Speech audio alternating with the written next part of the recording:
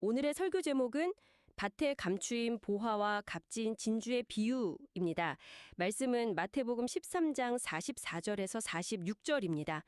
자, 그럼 말씀 요약 팟캐스트 시작하겠습니다. 네, 오늘 말씀은 예수님이 직접 들려주신 아주 흥미로운 두 가지 이야기로 시작합니다. 네, 하나는 밭에서 일하던 분이 우연히 보물상자를 발견한 이야기, 그리고 다른 하나는 최고의 진주를 찾아다니던 상인 이야기. 맞죠? 맞습니다. 이 두 이야기가 꼭 쌍둥이 같아요. 그런데 아주 중요한 차이점이 있거든요. 차이점이요. 언뜻 보기에는 그냥 뭐랄까 엄청 좋은 걸 발견해서 모든 걸 걸었다. 이런 이야기 아닌가요? 네, 결론은 그게 맞아요. 그런데 발견하는 과정이 완전히 다르죠. 밭의 일꾼은 정말 우연히 발견한 거고요. 정말 예상치 못하게요. 그렇죠. 반면에 진주상인은 평생을 바쳐서 간절히 찾다가 발견한 거예요. 우연과 탐색, 정말 다르네요. 네, 하지만 결정적으로 같은 점이 있죠.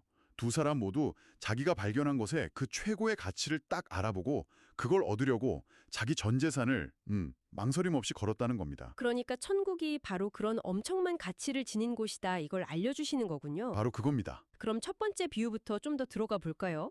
여기서 밭이 되게 중요하게 느껴져요. 네, 아주 중요한 상징이죠.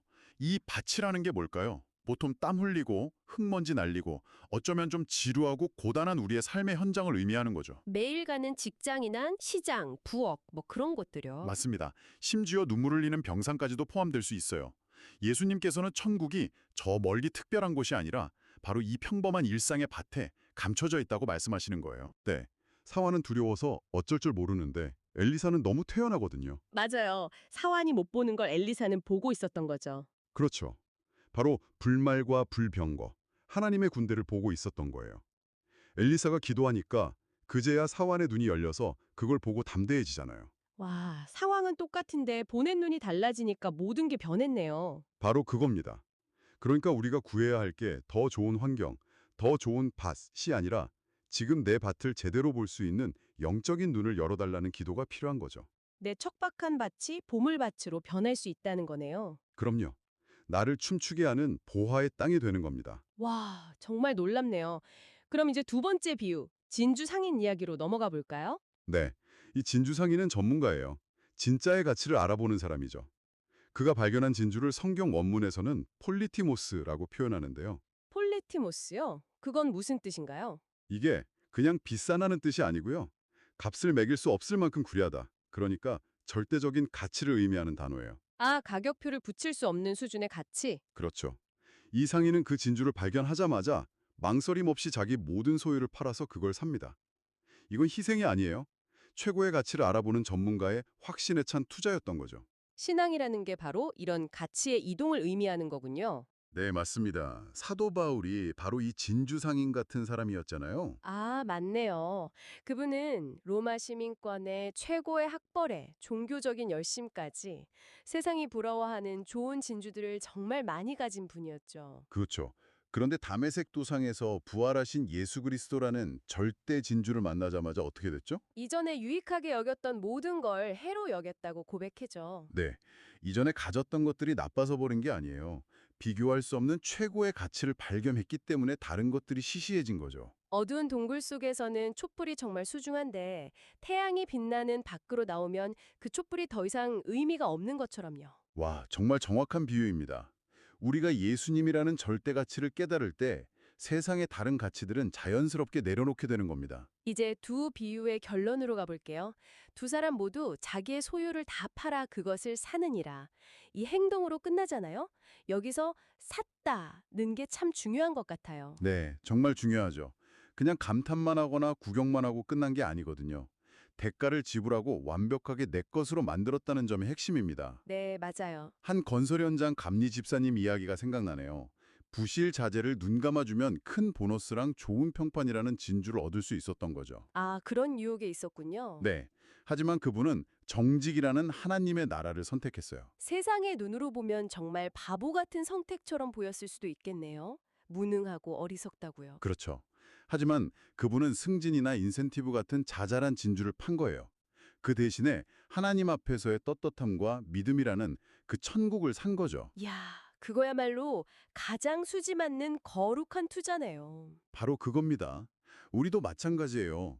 이익 대신 정직을, 내 자존심 대신 용서를, 세상의 승공 대신 예배를 선택하는 그런 결단이 필요한 거죠.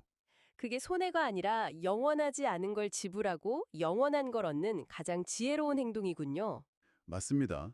오늘 말씀을 정리해 보면 천국은 저 멀리 미래에 있는 게 아니라 바로 오늘 우리가 땀 흘리는 일상이라는 밭에 이미 와 있다는 거네요. 네. 다만 영적인 눈을 가진 사람만이 그 신비를 발견할 수 있는 거죠. 오늘 말씀을 들으시면서 여러분이 여전히 양손에 꼭 쥐고 놓지 못하는 그 좋은 진주는 뭘까 한번 생각해 보시면 좋겠어요. 네. 어쩌면 그게 돈이나 성공일 수도 있고 아니면 내 자존심일 수도 있겠죠. 이제 그 낡고 빛바랜 진주들을 미련 없이 내려놓고 절대 가치인 천국을 온전히 소유하는 결단이 우리에게 필요한 것 같습니다. 발견한 찬국을 기쁨으로 여러분의 것으로 만들어가는 한 주가 되시길 바랍니다. 네. 오늘 말씀 요약은 여기까지입니다. 주신 은혜로 한 주를 힘있게 살아가시기를 기도합니다. 감사합니다. 으로 바뀐다는 사실요. 그렇죠. 주께서 나와 함께 하심이라.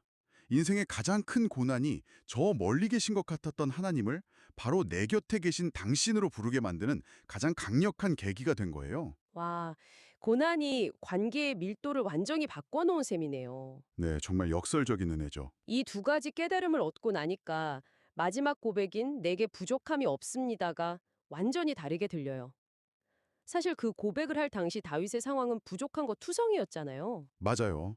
몸은 늙었고 병들었고 가정에는 여전히 아픔이 남아 있었고요.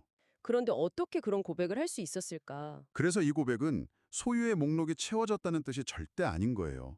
월터 브루그만이라는 학자가 말한 신뢰의 전위라는 개념으로 설명할 수 있어요. 신뢰의 전이요? 네.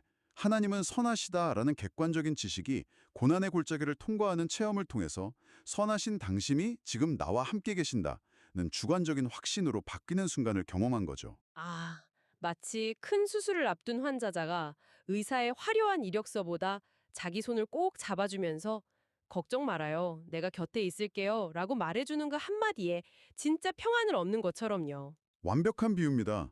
결국 참된 만족은 부족함이 없는 상태가 아니라 부족함 속에서도 목자가 내 곁에 계시는 관계에서 오는 것이었습니다. 그렇군요. 어쩌면 우리가 뒤집힌 양처럼 버둥거리는 바로 그 절망의 자리가 멀게만 느껴지던 하나님을 당신으로 만나는 가장 복된 자리가 될 수 있다는 그런 희망을 주는 말씀인 것 같습니다.